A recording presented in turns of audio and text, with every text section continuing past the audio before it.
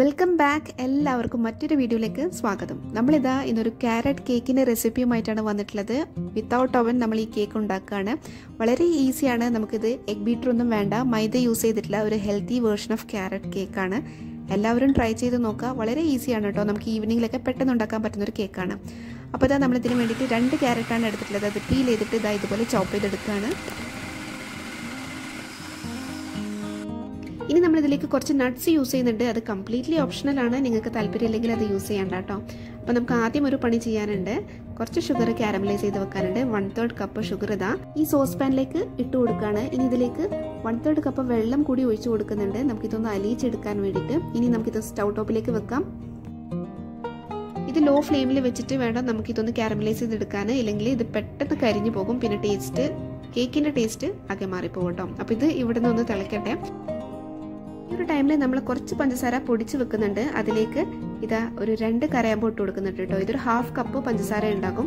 മധുരം നിങ്ങളുടെ ഇഷ്ടത്തിനനുസരിച്ചിട്ട് കൂട്ടുകയോ കുറയ്ക്കുകയോ ചെയ്യാം കേട്ടോ. ഇത് കുറച്ച് ഹയർ സൈഡാണ്. നിങ്ങൾക്ക് അത്ര ഇഷ്ടമല്ല മധുരമെങ്കിൽ നിങ്ങളൊരു 1/3 കപ്പ് ഷുഗർ എടുത്താൽ മതിയാകും. അപ്പോൾ ഇതാ നമ്മളിത് പൊടിച്ചെടുത്തിട്ടുണ്ട്.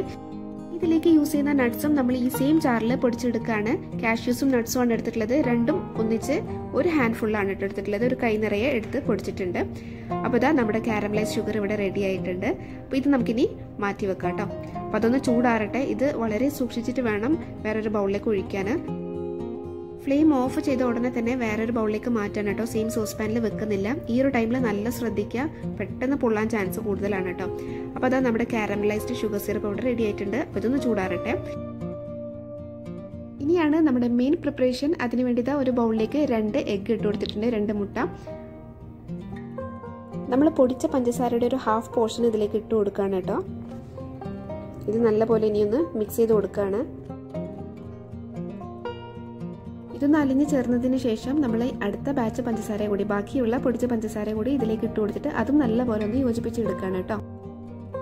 ഈ പഞ്ചസാരയും നല്ലപോലെ അലിഞ്ഞതിന് ശേഷം നമ്മൾ ആഡ് ചെയ്യുന്നത് വെജിറ്റബിൾ ഓയിലാണ്. അതൊരു 3 ടേബിൾ സ്പൂൺ ആഡ് ചെയ്ത് കൊടുക്കുന്നുണ്ട്. അതും മിക്സ് ചെയ്തെടുക്കാം. ഈ ഒരു ടൈമിൽ നിങ്ങൾക്ക് വനില എസൻസ് വേണമെങ്കിൽ 1 ടീസ്പൂൺ ആഡ് ചെയ്യാം. സാധാരണ ഞാൻ ആഡ് ചെയ്യാറുണ്ട്, പക്ഷേ ഈ ഒരു ടൈമിൽ ആഡ് ചെയ്യാൻ മറന്നു പോയതാണ്. പക്ഷേ കേക്കിന് വേറെ ടേസ്റ്റ് വ്യത്യാസമൊന്നുമില്ല. നല്ല ടേസ്റ്റ് തന്നെയായിരുന്നു കേട്ടോ. അപ്പോൾ അതാ ഇനി ഇതിലേക്ക് നമ്മൾ ആഡ് ചെയ്യുന്നത് ഗോതമ്പ് പൊടിയാണ്. മൈദക്ക് പകരമാണ് കേട്ടോ നമ്മൾ ഗോതമ്പ് പൊടി ആഡ് ചെയ്യുന്നത്. 1/4 കപ്പ് ഗോതമ്പ് പൊടി നല്ലപോലെ അരിച്ചെടുത്തതാണ് കേട്ടോ ആഡ് ചെയ്യുന്നത്. ഇത് ഹോൾ വീറ്റ് ഫ്ലോർ ആണ്, അതുകൊണ്ടാണ് ഈ കളർ ഇങ്ങനെ. പിന്നെ ഇതാ 1 ടീസ്പൂണ് ബേക്കിംഗ് പൗഡറും 1 നുള്ളു ഉപ്പ് കൂടി ആഡ് ചെയ്തിട്ടുണ്ട്. അതും നമ്മൾ നല്ലപോലെ ഒന്ന് മിക്സ് ചെയ്തെടുക്കുകയാണ്. അത് മിക്സ് ചെയ്തതിന് ശേഷം ബാക്കിയുള്ള ഗോതമ്പ് പൊടി കൂടി ഇതിലേക്ക് ഇട്ട് കൊടുക്കുകയാണ്. ഇത് അരിച്ചെടുക്കാനും മറക്കരുത് കേട്ടോ. അപ്പോൾ അതാ നമ്മൾ നല്ലപോലെ മിക്സ് ചെയ്തെടുത്തിട്ടുണ്ട്. ഇനി നമ്മൾ നേരത്തെ പൊടിച്ച് വെച്ചില്ലേ നട്ട്സ്, അതാണ് ഇട്ട് കൊടുക്കുന്നത്. ഇത് ക്രഷ് ചെയ്തെടുത്തിട്ടുള്ളൂ, നല്ലപോലെ പൗഡർ ആക്കിയിട്ടില്ല. വലിയ പീസസ് ഉണ്ടെങ്കിൽ അതെടുത്ത് മാറ്റണം. ജസ്റ്റ് ചെറിയ കടിക്കാൻ ചെറിയ പീസ് ഉണ്ടാകുന്നത് ഒരു ടേസ്റ്റാണ് കേട്ടോ കേക്കിന്. പിന്നെ ഇതാ നമ്മൾ അത് മിക്സ് ചെയ്തതിന് ശേഷം ഇതിലേക്ക് ആഡ് ചെയ്യുന്നത് നമ്മൾ നേരത്തെ തയ്യാറാക്കി വെച്ചിട്ടുള്ള കാരമൽ സിറപ്പാണ്. അതും നമ്മൾ കൺസിസ്റ്റൻസി അനുസരിച്ചിട്ട് വേണം കേട്ടോ ആഡ് ചെയ്യാൻ. അപ്പോൾ ഞാൻ ഇതിലേക്ക് കംപ്ലീറ്റ് ആഡ് ചെയ്തിട്ടുണ്ട്.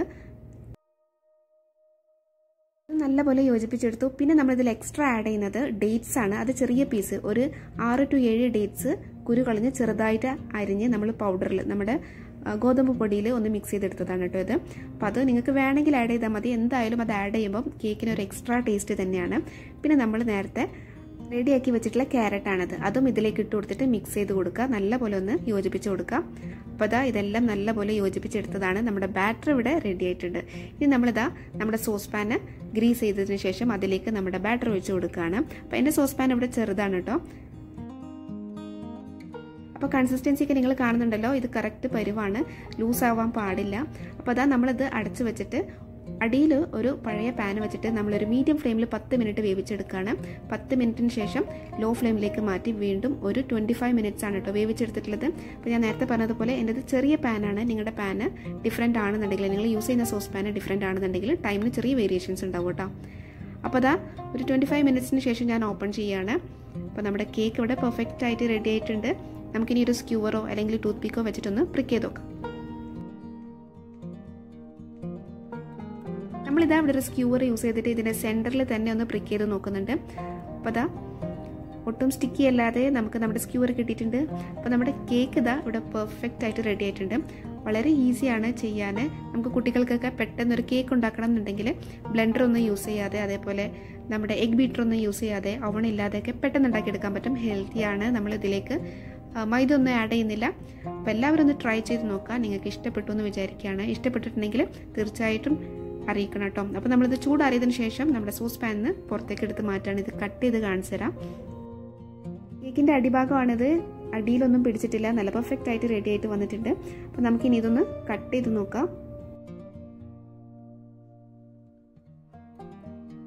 ഇതിൻ്റെ ഉള്ളിൽ നിങ്ങൾക്ക് നമ്മൾ ചേർത്തിട്ടുള്ള ക്യാരറ്റും അതേപോലെ ഡേറ്റ്സും ഒക്കെ ഈവൺ ആയിട്ട് നിൽക്കുന്നത് കാണാം. നമ്മുടെ കൺസിസ്റ്റൻസി കറക്റ്റ് ആയതുകൊണ്ടാണ് കേട്ടോ അങ്ങനെ നിൽക്കുന്നത്. ഇല്ലെങ്കിൽ ഇതിൽ താഴെ അടിഞ്ഞു കൂടേണ്ടതാണ്. അപ്പോൾ ഇതാ നമ്മുടെ ക്യാരറ്റ് കേക്കിൻ്റെ ഉൾഭാഗമാണിത്. ഇനി ഇത് എത്ര സോഫ്റ്റ് ആണെന്നുള്ളത് ഞാൻ കാണിച്ചു തരാം. അപ്പോൾ കണ്ടില്ലേ, സോഫ്റ്റ് ആയിട്ടുള്ള ഒരു കേക്കാണ്. എല്ലാവരും ട്രൈ ചെയ്യുക, ഫീഡ്ബാക്ക് അറിയിക്കുക. വീഡിയോ കാണുന്നവർ ആരെങ്കിലും സബ്സ്ക്രൈബ് ചെയ്യാൻ വിട്ടുപോയിട്ടുണ്ടെങ്കിൽ ദയവായി സബ്സ്ക്രൈബ് ചെയ്യാം. So see you next video. Till then, take care and bye bye.